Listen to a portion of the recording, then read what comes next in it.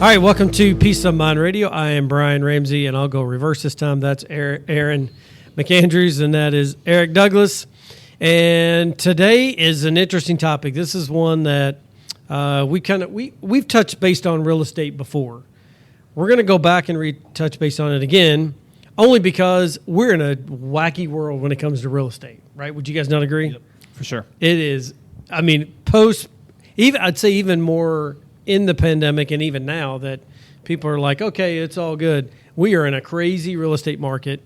So we thought we'd touch base on it because there's a couple of points that everybody should know when it comes to their real estate or their home from a planning perspective. That's really where we're going to address it, okay? So first of all, one of you two just take it and talk about how crazy, wacky the real estate market is. By the way, it is middle of July in 2021, just for frame of reference when we're recording this.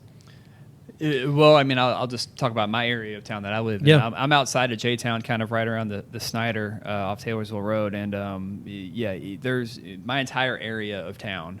Virtually every house that's on the market is currently contingent or already pending. I mean, and the number of houses that's available is really, really low.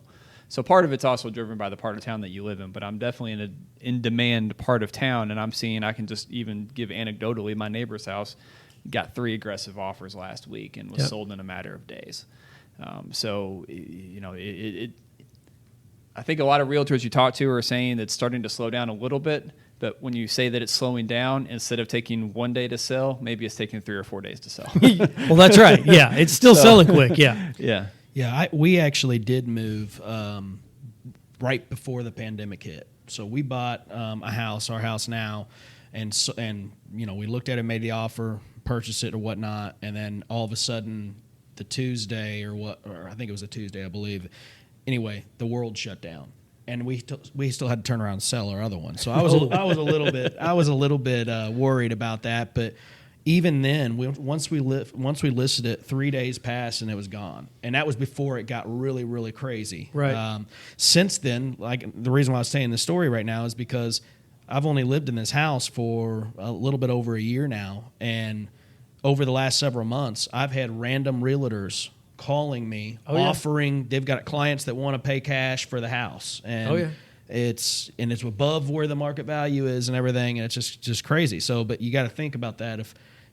That's all great, but where are you going to go? Because there's not a supply out there right now. My wife and I have had that conversation, as a matter of fact. We've kind of joked around, you know what our house is worth now? I mean, we only bought it back in 2019, but we could sell it at a premium and definitely make money on it just even a couple of years in. But on the flip side, we've got 3 kids. It's more of a pain in the butt to figure out what we're going to do if we were to sell it and take a profit on it. So. Yeah. So the market's kind of crazy. It'll settle out over the next year because it's really supply-demand type thing. There's just a lot more demand. Just happens to be the environment we're in. There's a lot more demand than there is supply. But that'll all settle its way out, and you won't see this $50,000, $75,000 above asking. It's just not. That'll settle down. But right now, that's kind of the way this wacky world is. We had a client that got $75,000 above asking. So, and it's funny the conversations that these realtors are having with clients when they're putting their house on the market. They're like, "Hey, we think your house is worth. I'm gonna make up a number, $350, but let's price it at $340 so we get a ton of action, and you're gonna get way above the $350." That's how they're doing it. It's a psychological thing too. Yeah. So it's crazy. But anyway, all right. So that's just sort of an overview of our take of the real estate market. But really what we want to talk about today is from a planning perspective, when clients come in and we're talking about paying off a mortgage, paying down a mortgage, what we want to know is, or what's our advice we typically give clients. So let's just take each one of them as a one-off, and we'll just kind of round robin our thoughts on it. So the first one is, and since we are sort of Dave Ramsey providers here, paying off your mortgage. Let's take that one. When a client comes in and says, I have got to pay my mortgage off, or should I pay my mortgage off? What's the common? Well, first question I have is, what's your interest rate? Yeah. And I've had, I know 3 clients specifically I've had this conversation with where I've asked them, what's your interest rate? And they've told me something in the 4 to 5% range. And I said, okay, well, it might be better off if you look to refinance and get a much, much lower rate and go ahead and stick with that rate for a while versus trying to pay off X amount of money every single month. Because so much of what we see is psychological versus logical. I can tell you on paper what the logical decision or, what the logical thing you should do should be. But when you think about psychologically, so many clients, want to have all their debt paid off, right? And so you have to weigh that. We kind of, and that's really understanding where your client is, what their concerns are, and what's important to them. But ideally, my first question out of the gate is, tell me what your current rate is. Yeah. And because ultimately it becomes a game of, can you make more than that somewhere else? Yep. I agree with Eric. That's the first question that I always have is what are they currently paying? What's their rate? And then the second question I usually follow up with is, how are you going to pay it off? What are you using to pay it off with? Yeah. And if it is that we just have an abundance of cash sitting here on the side and we're going to or we got an inheritance with some type of cash or whatnot, and we're going to pay this off, the question then comes is, what kind of rate could you be earning on that cash? So, that becomes a different conversation at that point from an investment standpoint, from a planning standpoint. I think it needs to be a question of what the alternative specifically is, because if the alternative is you go spend the money somewhere else, then that doesn't help anybody. That's not part of a good financial plan. But if the alternative is taking that extra, let's say $500 a month that you would pay down the mortgage on, invest it somewhere, especially if you have long-term growth potential that can realize, let's say, a greater than 3-4% interest rate over a period of 10, 15, 20 years, whatever the case may be, then on paper, logically, that's going to make more sense. Yep. Yeah, the one thing I'd say is so we're really talking about paying off a mortgage, which would mean you'd have some sort of lump sum of money. I probably should state that up front. So if you pay off your mortgage, you have a lump sum of money that you could then pay off your mortgage. So again, it goes back sort of what Eric's talking about. We always have the conversation of, you have this pool of money, where is it most effectively in use for you? Mm-hmm. It could be that it is paying off your mortgage, right? But it also could be that if you're, I think the average 30-year mortgage is, 3%, a little less than 3%, I think, at this point. It's less than that, yeah. Yeah, because the 10-year went down to 1.3 the other day. Did y'all see that? It's crazy. But anyway, so if we're paying 3, but we can take that same amount of money and put it in an investment and make 5, you're much better off making 5. And then if you ever get to a point where interest rates, or you're not making 5%, because your risk profile changed or whatever the case, and it's almost equal, then you're much better off taking that pool of money and paying off your mortgage. And so what we've done over the years is we've said, okay, you've got, I'm going to make a $200,000 mortgage, but you got $200,000 in cash. You could technically pay your mortgage off. You can arbitrage the interest rate by keeping the money invested up to the point to when you get into retirement. So let's say you've paid down half of that. You get to the point you're 65 years old. You got a $100,000 mortgage, but you still got way more than $100,000 because it's been making more than what you've been paying. Then you take $100,000 out, pay your mortgage off, and you're free, right? That's the proper strategy. It's not just, I'm 50 years old and I'm going to unload all this money and pay off your mortgage. I just don't. But again, there's two parts of every financial decision. One is the logical part, as you say, which I say is the number side, and then there's the emotional side, which is difficult for us to manage there. So I'd say all in all, it comes down to, when you're paying off your mortgage in a lump sum, it comes down to, where is the money most effectively used? Is it paying off the mortgage, or is it in the market, making more than what you would make, more than what your interest rate is, right? Mm-hmm. All right, so that's it. Now, the second piece, which is more often the case of a conversation than paying it off in a lump sum, and that is, should I be making extra mortgage payments every month with my money? So tackle that one. What do you typically talk about? So it's kind of the same for me, from a standpoint of where they at. What is your interest rate on your mortgage? Okay, how much extra are you going to be wanting to put towards that, and where are you getting the extra from? Is it just obviously cash that you're talking about? Is it a lump sum of savings money? Is it money that's coming just from your paycheck? How are you doing that? And then you weigh that based on the rate and say, okay, how long am I going to plan on living in this house? How long am I going to be there? Because, for example, for myself, just bought that house, and I don't plan on leaving that. That's going to be the last house we're probably going to have, and we'll live there, forever. So me paying extra on that mortgage when it's at 2.78% or whatever right now, I can put extra money into the market every single month. Yep. And allow that to grow based off of my risk tolerance and my portfolio that I have now.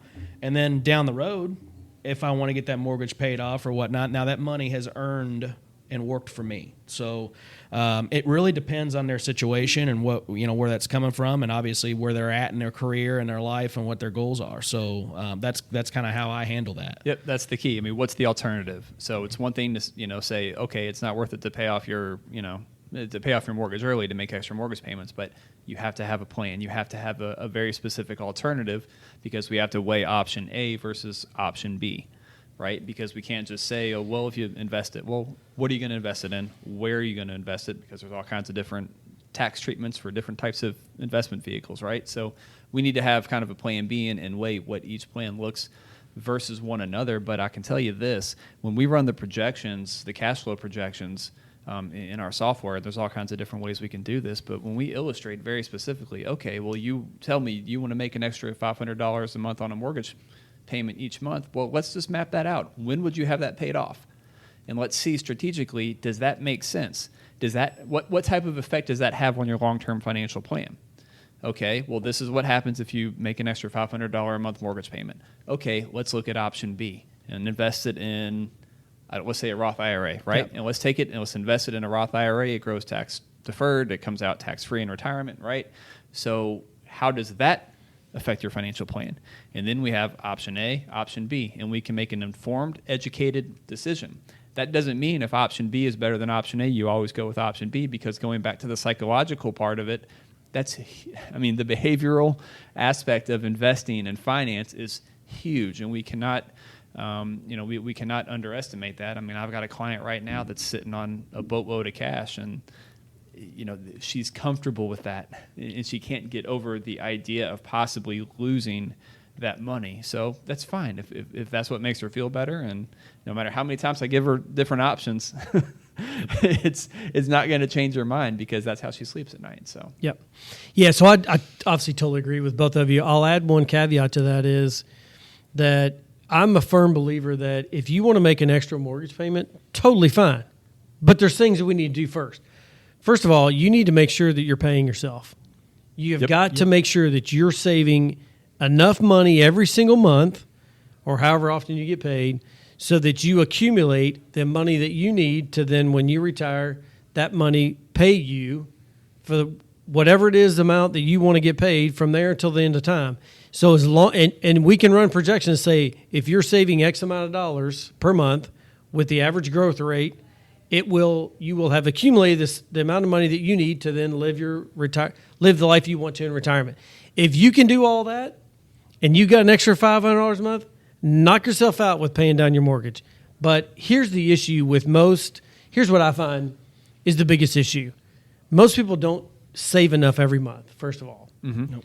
So they don't save enough, number one. But number two, they'll pay an extra $500 a month or $250 a month towards their mortgage. They're by God, they're going to get their mortgage paid off. Then they get in retirement. They don't have enough assets to produce the income they need. They're living in a house for free, but you can't take a chunk of your house and go to Kroger. You can reverse mortgage. We all know that, but that's like the least attractive thing. We're not hawking those here. Yeah. But you can't take a chunk of your house and go to Kroger and buy groceries. Yep. Right? You can't go on vacation with your house. Yes, somebody's going to text and go, well, there's always lines of credit. You're right. There are ways you can get equity out of your house, but that's like the least attractive thing you can do. The most important thing you do is find out how much you need to save every single month so that you can accumulate the money that you need to then produce the lifestyle that you want in retirement. And then if you've got any excess cash flow, if you want to put it on the mortgage, knock yourself out. Tell me what home interest, home equity lines of credit rates are going to be in 15 years too. Who knows? Yeah, right? absolutely. And then all you've done is giving yourself another monthly payment. Right. So you're not living there for free anymore. You're right. borrowing the equity that you worked so hard to pay off. So you're back to square one. Yeah. Yeah. Well, and actually, you raise a great point too, because we probably should have mentioned this already, but tell me what you're currently doing already, right? If you want to sit here and tell me that you want to pay off your mortgage early, but you still, you just went out and bought a truck and you got a $40,000 loan on a brand new truck, or you've got high interest credit card debt out there, or something, you got some other forms of debt. No, it is not in your best interest to pay off that mortgage early. You need to get that other stuff taken care of first. That's the debt snowball that we talk about, right? Take care of your smaller, higher interest debt first. Get that knocked out, because that's going to be a far bigger hindrance to, hitting your long-term financial goals than, paying 2.5-3% on your mortgage rate. Yeah. Yeah. So I think that's the point why we brought this up is that making an extra mortgage payment, paying off your mortgage, is it a good idea? Yeah. I mean, we all want to be in retirement but it's not always the worst case in the world. I have run many a scenario with folks that are in retirement that I say, well, your cash flow more than covers your mortgage payment. Continue to make your mortgage payment, right? It's not that it's the worst thing in the world to have a mortgage payment when you get into retirement, as long as you can cash flow it. As long as you've done what you need to do and accumulate the money you need to accumulate to give you the lifestyle that you want in retirement. Sometimes that involves a mortgage payment. Not that big a deal. Ideally, we'd want to have everything paid off, but that's not always possible for everyone.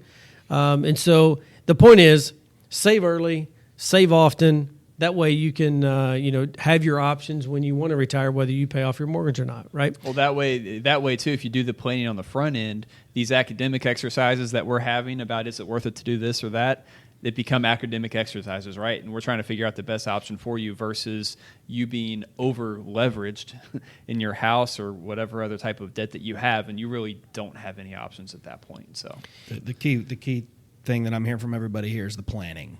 Just having that plan. Absolutely. You got to have the financial plan. You got to have the plan. If you have a mortgage payment in retirement, you have a mortgage payment in retirement. But just like you said, as long as you can cash flow it. Yeah.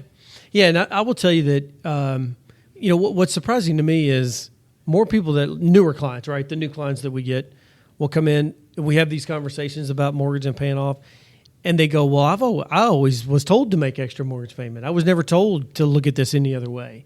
And that's part of what we do is we want to make sure we educate clients about all aspects of their financial life, because it kind of goes back to our company motto or whatever you want to call it is, the more educated a client is, the better financial decisions they're going to make, and better financial decisions lead to better results, right? So, I mean, it's very common sense, but you have to educate clients about all aspects of their financial life, including paying down a mortgage. It's not necessarily just investing in a widget, this widget over that widget, or this fund over that fund. That's it's important, but it's not the most important thing. It's more so about educating clients across all aspects of their financial life so they can make better financial decisions. Yeah. That's kind of what it's all about. It's conventional wisdom, right? Saying you need to pay off your mortgage early. Well, conventional wisdom isn't always right for every individual. Same thing, like the conventional wisdom tells you, you need to max out your 401k every year. Not always, depending upon what your situation is, right? Yep. So the answer is always it depends, right? Yeah. All right, so listen, we'll just wrap that up here. So that is another week of Peace of Mind Radio. Keep in mind that we have 3 other podcasts. We have Peace of Mind Radio, which is more the financial related stuff we just went through. We have Connecting the Commonwealth, which is we highlight different small businesses and their products and services around town, which is a really cool one. And then we have Burgers and Bourbon, which is our favorite, where we test and sample burgers from around town and bourbon. We usually do that on Friday afternoon. In full disclosure, maybe we just need to start doing like crossover episodes. Yeah, that's right. Burgers and finance, or bourbon and stocks. Yeah, exactly. So anyway, we appreciate you listening, and if you got any comments about a show topic you want us to do, make sure you let us know. Drop us a comment in the comment section.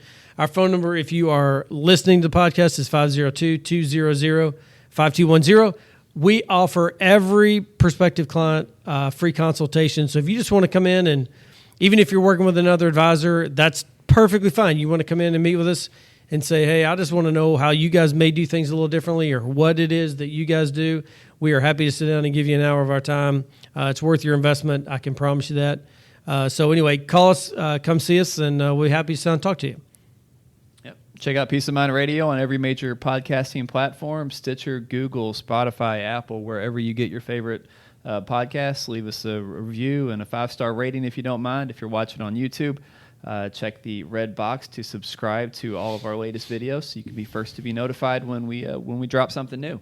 Otherwise, we appreciate you listening. Have a good week. The information given herein is taken from sources that IFP Advisors, LLC, doing business as Independent Financial Partners, IFP, IFP Securities, doing business as IFP, and its advisors believed to be reliable, but it is not guaranteed by us as to accuracy or completeness. This is for informational purposes only, and in no event should be construed as an offer to sell or solicitation of an offer to buy any securities or products. Please consult your tax and/or legal advisor before implementing any tax and/or legal related strategies mentioned in this publication, as IFP does not provide tax and/or legal advice. Opinions expressed are subject to change without notice and do not take into account the particular investment objectives, financial situation, or needs of individual investors. This report may not be reproduced, distributed, or published by any person for any purpose without IFP's express prior written consent. Securities offered through IFP Securities, LLC, doing business as Independent Financial Partners, IFP, member of FINRA and SIPC. Investment advice offered through IFP Advisors, doing business as IFP, a registered investment advisor. IFP and Family Wealth Planning Partners are not affiliated. The information given herein is taken from sources that IFP Advisors, LLC, doing business as IFP, IFP Securities, LLC, doing business as IFP, and its advisors believed to be reliable, but it is not guaranteed by us as to accuracy or completeness. This is for informational purposes only, and in no event should be construed as an offer to sell or solicitation of an offer to buy any securities or products.